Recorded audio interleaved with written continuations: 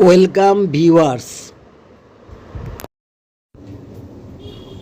Home loan, car loan, education loan, personal loan, business loan, सभी loan का interest अभी धीरे धीरे कम हो जाएगा। डिटेल्स में बताऊंगा कितना कम होगा। कम अगर किसी का नहीं हुआ तो क्या करना होगा, पूरा चीज़ डिटेल्स में बताऊंगा। पूरा वीडियो देखिए, पूरा चीज़ समझ में आ जाएगा। इकोनॉमी में क्या उसका इफ़ेक्ट पड़ेगा वो भी आप लोग को मैं छोटा से बता दूंगा। पूरा चीज़ का जानकारी लीजिए और वीडियो में बने रहिए। अभी ये आरबीआई में रिजर्व बैंक ने फिर से 50 बीपीएस रेपो रेट कट किया। इसका पहले 2 बार 25 बीपीएस करके रेट कट किया था। ये लेके लगातार 3 बार रेट कट किया आरबीआई ने। नया गवर्नर संजय मल्होत्रा आने का बाद नॉन स्टॉप 3 बार रेपो रेट का कट हुआ और रेपो था 6.5%, वहाँ से 25 बेसिस करके 2 बार और इस बार 50 बेसिस पॉइंट कट होने का बाद अभी रेपो रेट आ गया 5.5%, ओनली 5.5%। रेपो रेट मतलब जो रेट में आरबीआई बैंक को लोन देता है उसको कहता है रेपो रेट। वो रेपो रेट अभी आ गया 5.5%। और एक काम किया आरबीआई, वो है CRR, कैश रिजर्व रेशियो। उसका रेट 4% से 100 बीपीएस कम करके 3% कर दिया। इसका मतलब क्या हुआ, कैश रिजर्व रेशियो मतलब जो पैसा बैंक ने आरबीआई के पास जमा रखता है। बैंक अगर आरबीआई के पास ज़्यादा पैसा जमा रखेगा तो बैंक के पास कम पैसा होगा लोन देने के लिए। अब जब बैंक आरबीआई के पास कम पैसा रखेगा जमा, तब बैंक के पास ज़्यादा पैसा रहेगा लोन देने के लिए। तो लिक्विडिटी जिसको बोलता है, वो लिक्विडिटी इकोनॉमी में बढ़ जाएगा। बैंक के पास ज़्यादा पैसा रहेगा तो बैंक ज़्यादा लोन दे पाएगा। तो लोन का ज़्यादा लोन देने से क्या होगा, इकोनॉमी में एक तो ट्रांजैक्शन बढ़ेगा, इकोनॉमी में इन्वेस्टमेंट बढ़ेगा, इकोनॉमी में आउटपुट बढ़ेगा और ज़्यादा एम्प्लॉयमेंट जनरेट होगा, ज़्यादा इनकम जनरेट होगा और इकोनॉमी में एक तो ग्रोथ आएगा। अभी आपको मैं बताता हूँ कि ये आरबीआई किस लिए कर पाया। पहले गवर्नर था शक्तिपद दास था, तो उनके टाइम में ये रेट नहीं घटाया गया था क्योंकि उस टाइम में इंटरेस्ट रेट हमारा देश का ज़्यादा था। अभी क्या हुआ, इन्फ्लेशन रेट गिर के 3.7% में आ गया। जो आरबीआई एस्टिमेट पहले तो 5-5.5% था, फिर आरबीआई एस्टिमेट किया था कि 4% में शायद इन्फ्लेशन रेट आएगा, लेकिन अभी देखा जा रहा है कि इन्फ्लेशन रेट 4% से भी नीचे 3.7% में आ जाएगा। जब आरबीआई के पास ये डेटा आया कि नहीं 4 नहीं 3.7% में इन्फ्लेशन आने का चांसेस है, तब आरबीआई ने क्या हुआ, उसमें और ज़्यादा इंटरेस्ट रेट घटाने का उसको साहस मिला या उसको इच्छा हुआ। क्योंकि इंटरेस्ट रेट घटाने का एक मेन जो ऑब्स्ट्रक्शन है वो है इन्फ्लेशन। इन्फ्लेशन ज़्यादा रहने से इंटरेस्ट रेट घटा नहीं सकता है, बैंक घटाना मुश्किल हो जाता है। अब जब धीरे धीरे इन्फ्लेशन रेट घट जा रहा है तब आरबीआई सेंट्रल बैंक ये हिम्मत पा रहा है कि उसको इंटरेस्ट रेट घटाने का। और इंटरेस्ट रेट घटाना आज का दिन में बहुत ही ज़रूरी है। इंटरेस्ट रेट घटाने से लोन काफ़ी सस्ता हो जाता है और एम्प्लॉयमेंट जनरेट होता है। अभी आपको हम बताते हैं कि उसका मेन जो है, सभी लोन में ये इसका इफ़ेक्ट आएगा। जब इंटरेस्ट रेट घटेगा, माने रेपो, अगर आप ये लास्ट 3-4 महीने में के अंदर 3-4 महीने के अंदर क्या हुआ, 1% रेपो घट गया, तो हर एक लोन अभी मोटा मोटी मोरलेस रेपो रेट के साथ लिंक किया हुआ है। तो रेपो 1% घट जाने से जो भी लोन बोलिए आप, home loan, mortgage loan, car loan या SME loan, business loan, personal loan, education loan, तो हर लोन क्या होगा, मोर और लेस 1% घटेगा। कोई 1% घटेगा, कोई आधा % घटेगा, कोई 0.25, मोर और लेस सभी लोन का इंटरेस्ट रेट गिरेगा। तो लोन का इंटरेस्ट रेट जब गिरेगा तो आदमी का ईएमआई जो है वो सस्ता हो जाएगा। जो ईएमआई पहले देता था अभी उससे कहीं कम ईएमआई में उनका काम बन जाएगा।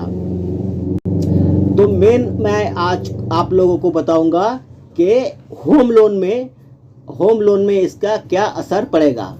होम लोन में देखिए, रियल एस्टेट सेक्टर में जो मकान फ्लैट तैयार होता है, जो रियल एस्टेट सेक्टर, ये सेक्टर में बहुत बड़ा बूस्ट आएगा ये इंटरेस्ट रेट डिक्रीज होने के कारण।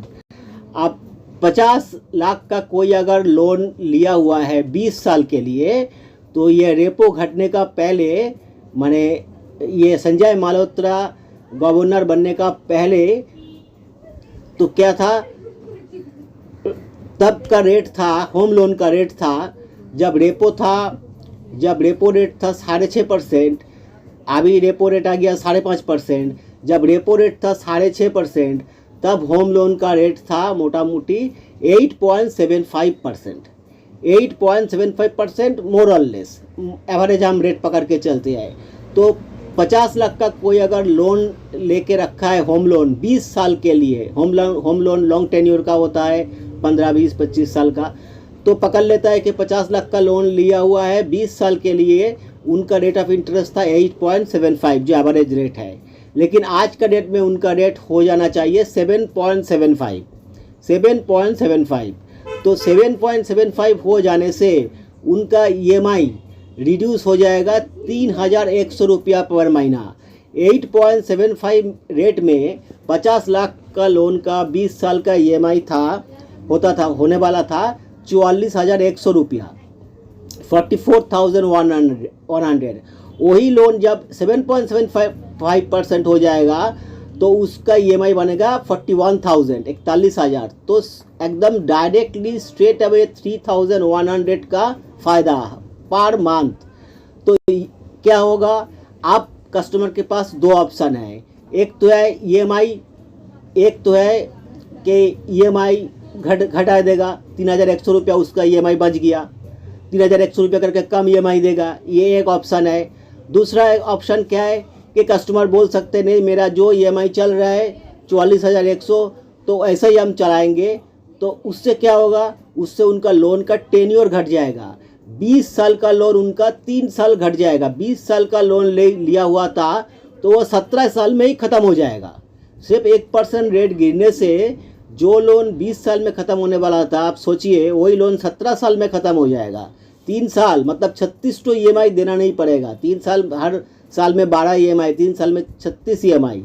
तो 36 ईएमआई, एक ईएमआई 44,100 करके वो दे रहा था, वो 44,100 करके ऐसे 36 ईएमआई नहीं देना पड़ेगा, क्योंकि ईएमआई कम हो गया और वो ज़्यादा ईएमआई दे रहा है। तो कितना बड़ा फ़ायदा कस्टमर किया।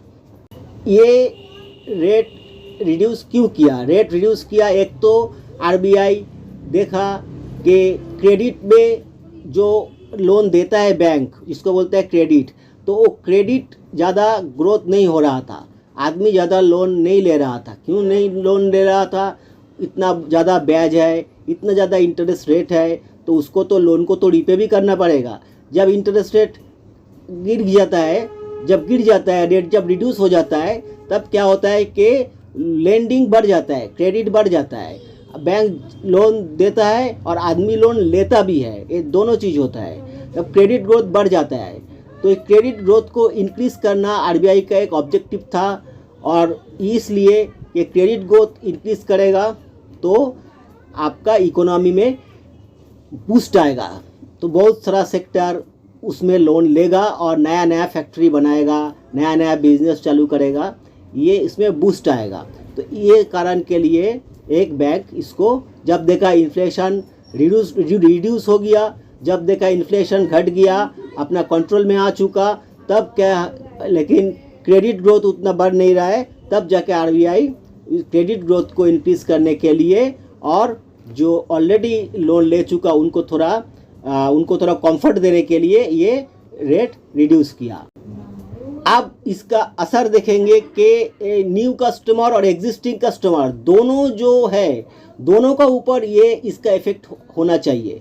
आपका जो अभी फ्लैट खरीदेगा, मकान खरीदेगा, बैंक के पास गया लोन लेने के लिए, उसको मोटा मोटी अभी 7.75% में लोन मिलना चाहिए। और जो पुराना लोन लेके रखा है 8.75 में, तो उनका भी अभी क्या है रेट, लेकिन गिरते गिरते 8.75 से 8.5, 8.25, 8% तक आ गया मोटा मोटी रेट, पहले का 2 बार घटाने से। तो अभी का घटाने से मोटा मोटी रेट जो पहले 8.75 में लिया हुआ था उसका भी रेट अभी आ जाना चाहिए 7.75 के आसपास। तो नया जो लोन लेगा उसका भी 7.75, पुराना जो लोन लेके बैठा था उसका भी 7.75। तो ये लेकिन उसका भी 7.75 में आ जाना चाहिए, न्यू कस्टमर का और एग्जिस्टिंग कस्टमर का, दोनों का।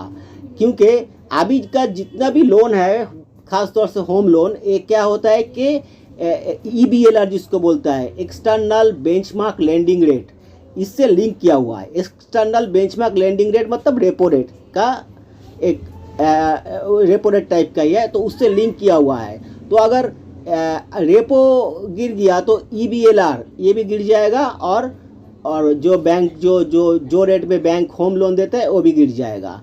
क्योंकि रेपो गिरेगा तो EBLR भी गिर जाएगा, तो सीधा सीधी डायरेक्टली इफेक्ट आएगा होम लोन का रेट में, वो भी उतना ही गिर जाएगा। और कुछ लोन है RLLR में, मतलब रेपो लिंक्ड लेंडिंग रेट, तो वो तो डायरेक्टली रेपो के साथ लिंक किया हुआ है।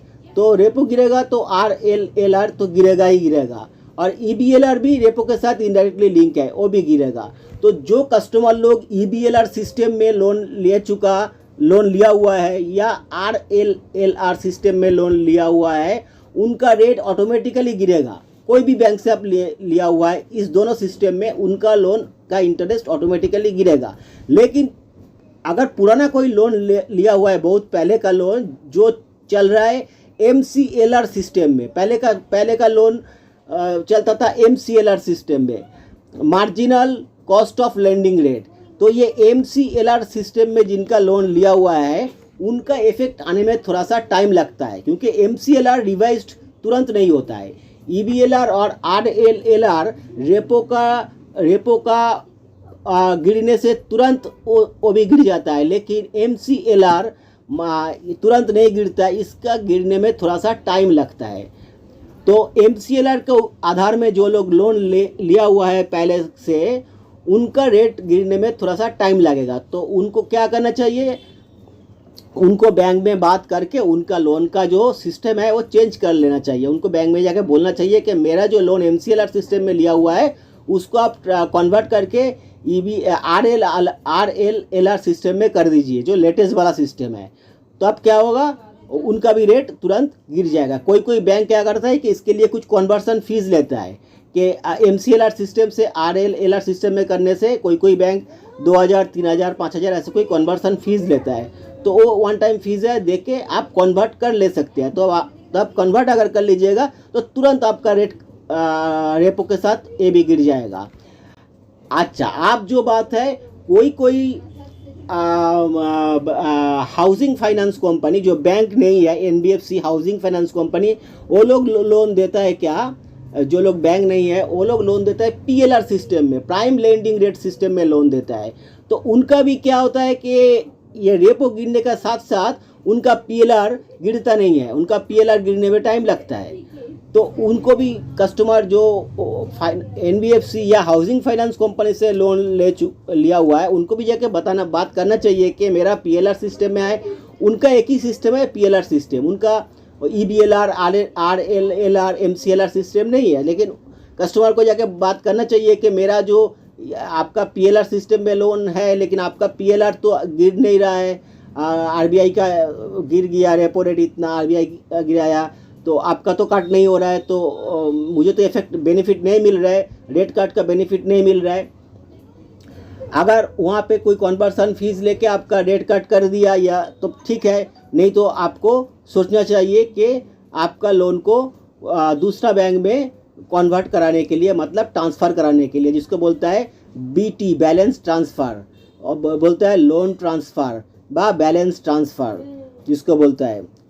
तो ये चीज़ आप बैंक में जाके या हाउसिंग फाइनेंस कंपनी में जाके जिसका आपको बात करना चाहिए फ़ोन से या मेल से या फिज़िकली बात करना चाहिए या जिसका थ्रू लोन लिया हुआ है उनसे बात करना चाहिए कि क्योंकि 1% मुँह का बात नहीं है। 50 लाख का 1% मतलब 50,000 रुपया। 50 लाख अगर लोन है तो उनका 1% मतलब 50,000 रुपया हर साल। तो अगर 20 साल हो तो 50,000 इंटू 20 सोचिए 10 लाख रुपया। और उसको ऊपर क्या होता है इंटरेस्ट, जो उसके ऊपर अकॉर्डिंगली इंटरेस्ट। तो 10 लाख के ऊपर इंटरेस्ट मतलब वो हो जाएगा 10 साल में 20 लाख रुपया। तो कोई छोटा बात नहीं है, बहुत बड़ा अमाउंट है। तो जो हाउसिंग फाइनेंस से लोन लिया हुआ है उनको भी जाके बात करना चाहिए उसको रेट घटाने के लिए, और नहीं तो बैलेंस ट्रांसफ़र करने के लिए सोचना। अगर नहीं घटाएगा तो बैलेंस ट्रांसफ़र करने के लिए सोचना चाहिए, क्योंकि बड़ा अमाउंट का बात है, बड़ा पैसा का बात है। और जो उन लोग कल बैंक में लोन है MCLR सिस्टम में उनको भी बात करना चाहिए इसके बारे में। तो रेट रिड्यूस होने से आपका EMI रिड्यूस होगा या आपका टेन्योर रिड्यूस होगा, दोनों कोई भी रिड्यूस होगा तो आपको बहुत बड़ा फ़ायदा मिलेगा। और अगर इस बारे में आपका कोई भी सवाल हो, कोई भी आपको मन में सवाल हो तो आप क्या मुझे कमेंट बॉक्स में कमेंट कर सकते हैं। मेरा डिस्क्रिप्शन बॉक्स में मेरा फ़ोन नंबर दिया हुआ है, फ़ोन कर सकते हैं। मेरा चैनल आप लोग फॉलो कीजिए, सब्सक्राइब कीजिए। और कभी भी कोई होम लोन रिलेटेड कुछ भी आपका हेल्प चाहिए तो आप मुझे बता सकते हैं, मैं आपको ज़रूर सही गाइडेंस दूंगा। और इस बारे में आपका कोई भी कमेंट हो फ़ोन में या मेल में या कमेंट में आप हमको पूछ सकते हैं, हम आपको सब तरह से सही ढंग से गाइड कर दूंगा। और होप आपको समझ में आया कि ये हम स्पेसिफिकली सभी लोन का गिरेगा, स्पेसिफिकली हम होम लोन लेके बताया, ऐसे सभी लोन का के लिए ये मोर और लेस इफेक्टेड है। तो इस बात का ध्यान रखिएगा। और आगे इस बारे में और कुछ भी नया डेवलपमेंट होता है तो मैं नया वीडियो लाके आपके सामने लाऊंगा। तो thank you viewers for your time and patience.